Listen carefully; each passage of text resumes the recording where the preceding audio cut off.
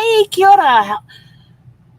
Hope you're having a super fantastic sparkling day. I'm Helen Brahms, coming to you live from Sun City in Arizona, and welcome to Before the Dirt Nap podcast number 1157. Woo! It's FriYAY! Woohoo! I don't know about anybody else, but I'm very glad to see the weekend.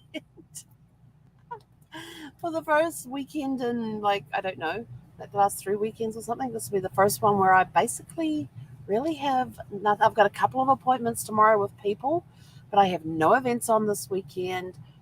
I have I shouldn't really say a pretty clear schedule because I have a couple of people that I'm meeting with tomorrow, but I still have a full schedule. Yes. So my question to you, I've got 2 questions for you tonight, and I can't remember what they are. I've got a bouncy thing. Hang on. Okay, got rid of the bouncy thing. I have one of those icons at the bottom that when it needs attention, it goes bling, bling, bling. Okay, so I've had a very, very long week. I am so ready for this weekend. Last weekend was good. I had a lot of break and everything else, but there was also a lot of emotions last weekend. So this is sort of like let's breathe. So my 2 questions for you are: what are your plans? What are your weekend plans? Do you have Friday traditions? Now I remember growing up, I was thinking about it today. I thought, it's Friday. What do I normally do on a Friday? And I'm like, what did I used to do on a Friday? I remember when we grew up, some Fridays it was fish and chip night. We'll go down and get the parcel of fish and chips from the fish and chip store, the takeaway place, and come home and unwrap it. And Mum would make up paper plates for everybody out of the paper, and we'll put our fish and chips on there. And you just basically take the paper that wraps and you fold it up and and that was your plate. So there was no cleanup. Cleanup was basically screw up the paper and toss it in the trash. That was cleanup. It was awesome. There was no dishes to do, no nothing. And Friday night was the night that Mr. Whippy would come around. And Mr. Whippy would always play green sleeves. And he was the soft freeze ice cream truck. Now, you guys kind of have something similar, but it's more with popsicles and ice cream on sticks and that sort of thing. This was like actual... he had a snow freeze machine, ice cream machine in the back there, and he would do just a single cone with the twirly ice cream. With the twirly ice cream, he would, and then they had all the assortments. There was never anything that was already made up. He made it was sundaes or in a single cone or a double cone. And he would usually turn up around dinner time or just before dinner. So we would go outside, get our Mr. Whippy ice cream, go back, stop in the garage, put it in the freezer, and go inside, have our fish and chips, and then afterwards we could get our dessert. And that was our Friday night thing. And I kind of thought, we kind of miss that. Going and getting fish and chips and coming home with the parcel of fish and chips, and it was all wrapped up in paper. And for years it was wrapped up in, they had like the newsprint paper that they'd initially wrap it in, then they'd wrap it up in actual printed newspaper. But then after years, they did away with doing the actual paper. You get home and your hands would be black from all the heat and the print from the ink and everything else. It was awesome. You'd have the burn marks on your legs, and it was a lot of fun. It was fun, and I thought, I'm going to kind of miss those days, going out and getting the fish and chips and coming home with the parcel and listening for the green sleeves being played as Mr. Whippy came down the street and figuring out where he was and the right time to run out to get the ice cream, and because you leave it to the last possible second to run out and get the ice cream, and you had to be out in your driveway for him to stop near where you were, so you had to listen to see where he was on the street, and then you could run out and then he would stop near your place. And so I kind of miss those days. So do you have any Friday traditions that you did as a kid growing up that you miss? Write about them. Write about the Friday night fish and chips and the Mr. Whippy ice creams.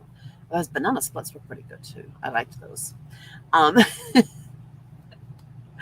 So write about your Friday traditions. What Friday traditions did you have? Do you still have Friday traditions? Do you still have, on a Friday you may go out for a meal and then a movie, or on Friday night it's takeout night, you go out, get some fast food, bring it home, and that's dinner for the evening. It could be that you come home and just get comfortable and Maybe that's movie night for you. I don't know. What are your Friday night traditions? Do you have any Friday night routines, traditions? Um, I still love Friday nights. I kind of still do love Friday nights. That you can get all sorts of things up, and it's kind of fun. And then, what plans do you have for the weekend and things? This weekend, like I said, I've got 2 meetings tomorrow morning. So by midday, I am done with my meetings. And then I've basically kind of blocked off the rest of my calendar because I'm taking a me weekend, a semi-me weekend. So, but the cool thing is tomorrow morning I get to look at and talk about some new products that are coming out with a friend of mine. She was at her convention for the company, for one of the companies she represents, and so we're going to be meeting tomorrow and talking about that, and um, working on a podcast to bring to you guys with all of that cool stuff in it. I know I've got to get my order done tomorrow morning too for that. And then I've got another friend just planning to catch up with, seeing how they are. And then after that call, I am done for the day with appointments. I have blocked out my calendar so nobody else can come in and block and book some time with me tomorrow. I have a lot of projects. I have projects around the RV that need to be done. Um, I know one of the things that's going to have to be done, and I may even do that one tonight, is emptying the tanks. Just one of the household chores of living in an RV. You got to empty the tanks every now and again, and I just have the black tank that I have to empty because I leave the grey tank open, except for when I'm emptying the black tank, because they both come down into the same chute to go down the sewer hose. And the difference between the grey and the black is black comes from the toilet, grey is all your sinks, showers, hand basins, and so those ones get left open. And it was actually quite kind of funny because I have actually overflowed my grey tank. I've gotten close to overflowing the black tank. I will admit that, because I thought I had empty, because I empty it once a week, usually on a Friday or a Saturday, sometimes on a Sunday. Um, Sometimes not to the middle of the following week, but then you know, it's just how it goes. But when you go to empty the tanks, you always, and if you do have your tanks closed off, you always empty the black one first, and then you wash it clean with the grey one. It may sound weird, but that's how you do it. So every time have you ever watched the movie? Oh, what's that Robin Williams movie? I think it's just called RV. There's a Robin Williams movie where he's got to go and do some business meeting, and so rather than taking the family on their trip to Hawaii, he goes and rents an RV and takes them on a trip to wherever I think it's Colorado. He has to go for a meeting, and the adventures that they have in the RV. I mean, as somebody who lives in an RV and has traveled around in an RV, it is the most hilarious. I love watching that, and what's the other one I like to watch? Oh, the long trailer with Desi Arnaz and Lucille Ball. That's pretty cool too. But yeah, I think it's called RV. I think it. Oh, I don't know idea where my phone is. Well, that's a bit of a problem. Seffi, where'd we leave the phone? Oh, hang on, we've got the other one here. See, the problem that you have when you switch phones is that you just switch the data across. You don't worry about the I'm pretty sure it's called RV. Yes, it's just called RV. So if you have not seen RV, oh my gosh, I laugh so hard at that one. I have tears streaming down my face, especially when it comes to emptying the tanks. I have not had any of the issues that he had with the tanks. Even the first time I had to empty my tanks, I always remember that I've been told black tank first, then the grey tank, and how to do that, and connecting up the water to flush out the black tank and all that sort of stuff too. And so, yeah. But the time I almost flooded out the RV with the grey tank was that I forgot, because when I go and empty the tanks, I always close the grey tank off because there's 2 tubes that come down into the one, and I didn't want anything coming down the black tank and back filling into the grey tank. Not good. So I always close off the grey tank and then empty the black tank, and then I reopen up the grey tank when I'm done. And when you're parked for a while, that's kind of how most people do it. Leave the grey tank open and close the black tank off, because you don't leave the black tank open. It's not advisable, not a good thing to do. And one time I forgot to open the grey tank. So of course I'm in here having my showers and washing hands, washing dishes, and I'm at the kitchen sink one night and I'd washed the dishes that evening, and I pulled the plug, and there was this gulp. What the heck's going on? And the water wasn't draining. And I thought, oh my gosh, if I got a blocked sink, that was the first thing that thought on my mind. I've got a blocked sink. And then I heard this noise. I thought, that's coming from the shower. So I go in the shower and there's water coming out of the drain in the shower. And I'm like, oh no, did I leave the grey tank closed? And so I got the keys, ran out the door, all the way around the back of the RV to behind where I am right here, because the lock was down behind me, and opened it up, and sure enough, the grey tank was closed. And so I was like, okay, let's pull the black tank lever and get that done first, and then we will let the grey tank loose. And so we didn't quite flood the RV with the grey tank, but we did flood the shower the shower pan with the grey water. And then, the other one, I'm not even going to tell you about that one. But we have almost overfilled the black tank as well. That one makes a really weird noise. It's a very weird noise. And then you just quickly go, okay. And it might be 2:00 in the morning, but you throw clothes on. It may have been 2:00 in the morning, but throwing clothes on and running around the back there to empty out the black tank at 2 a.m. in the morning and trying to do it quietly so you don't wake the neighbors. Yeah, done that before. Not doing that again. So RV maintenance of clearing out the black tank, then just general housework, dusting, vacuuming, that sort of stuff. I do have, what else did I have that I have to do? Oh yeah, I'm going to see if I can see what the weather is going to do this weekend, because I still have to put up the headboard, my new headboard in my bedroom. And one thing I was missing was a compass, and the ones that you put the pen in one side and have the little sticky thing on the other one and you turn the circle, because I need that so I can cut out the right size holes to fit over the lamps, because I have wall sconces, and I will take the shade off so I can get things over, and hopefully I can it's going to be an interesting exercise, let's just put it that way. So I'm hoping to get that done this weekend, and also the solar thingy up the front there, I still haven't strengthened that and done the layering on that, so maybe we'll get that done this week, depending what the temperatures are, because I am going to have to be outside on the patio doing that, because it's the largest space that I have. I do have some cardboard saved up from boxes so that I can put them down first and lay the material on it, so it's not laying directly on the concrete. But I will probably walk around the patio with the cinnamon, and so we don't have any ants on the patio, so we're not bringing them in when we finally do this. So cinnamon is very good for getting rid of ants, by the way. It's a very natural way. It just repels them. They just don't like it. So I've got a big, like one of those big jars that you get at like Costco or something, and I just go out and just sprinkle it around the areas where I don't want the ants, like around the wheels, around the jacks, around the hoses, the cords, the power cord, the hoses, the water softener, and just sprinkle the cinnamon around that.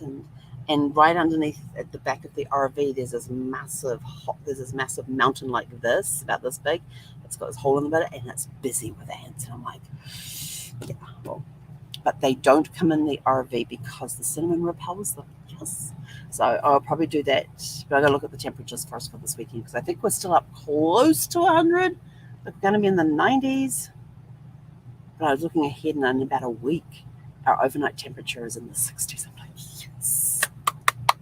Means I may not have to have AC running at night. Yay! That's going to be strange the first couple of nights with that one.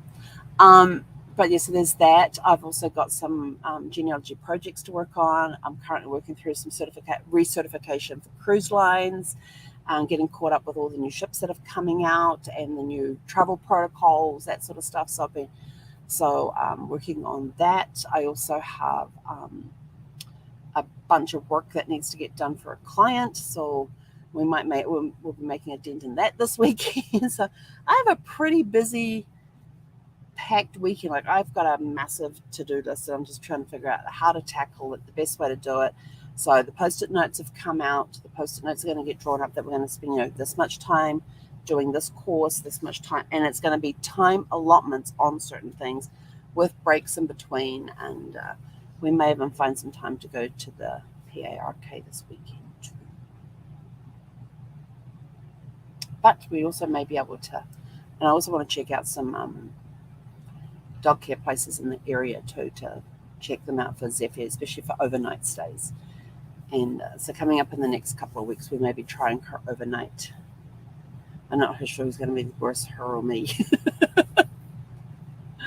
But yeah, so what are your plans this weekend? What are you up to? We may even just, like on Sunday, go for a drive. And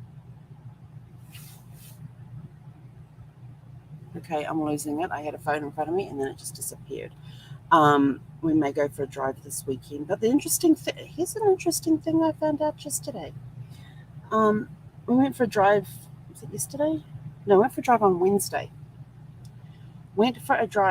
Wednesday. And what was very interesting.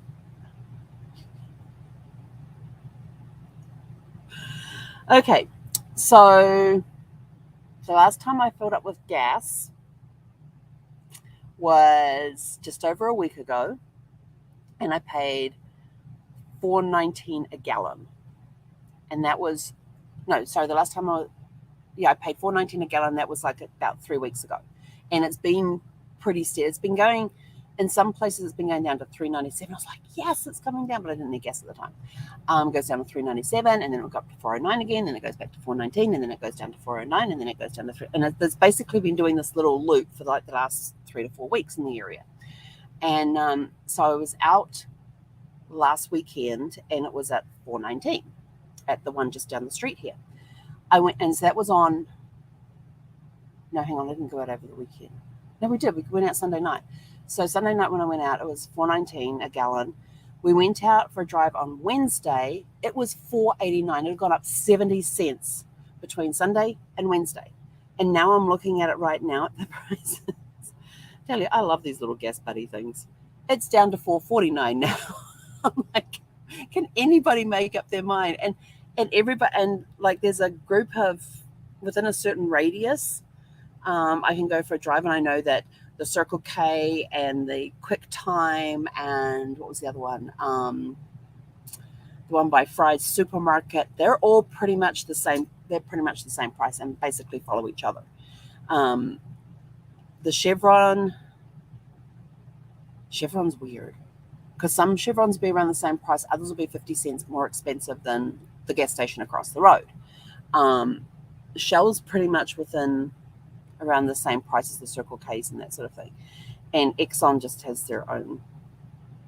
I mean, the other day when I was out for a drive, the Exxon was, yes. So see, for example, right here, right now, the Quick Trip, which is less than a mile from my place, is at $4.99 a gallon. But the Circle K, which is just outside the gate and a few feet along, is sitting at $4.49.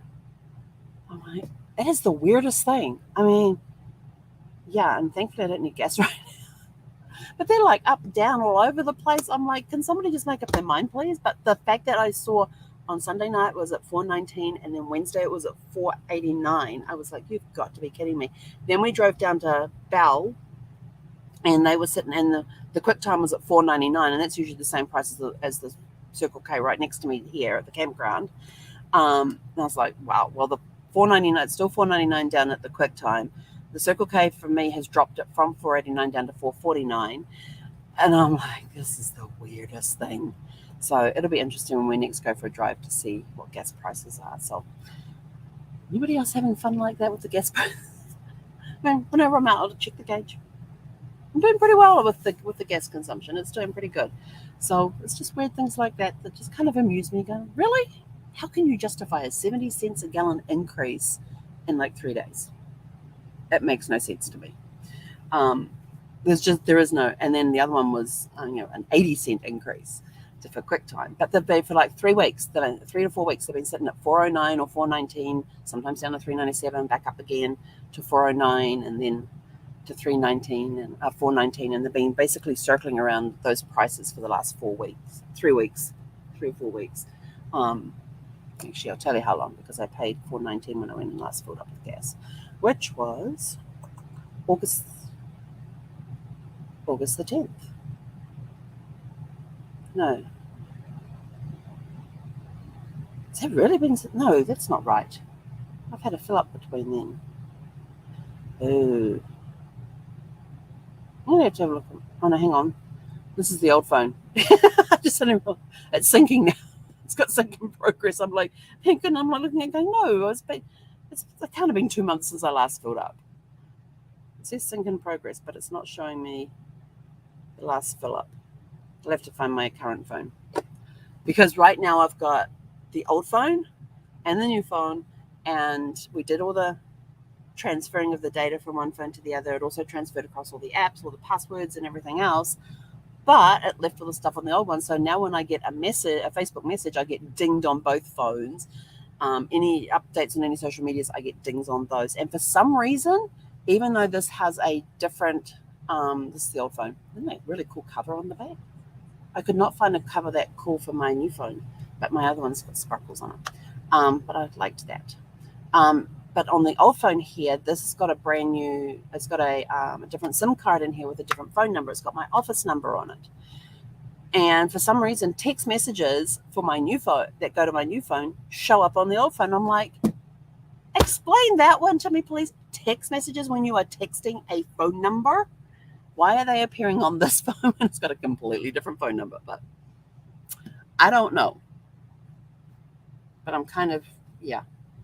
It's just the little things. It's sort of like, why? Just ask yourself that. So yeah, it's going to be a busy weekend this weekend, and we're taking Sunday off to have a me day, us day. Yes, probably go for a drive that day. Kind of like wanting to go somewhere. I want to go out for dinner.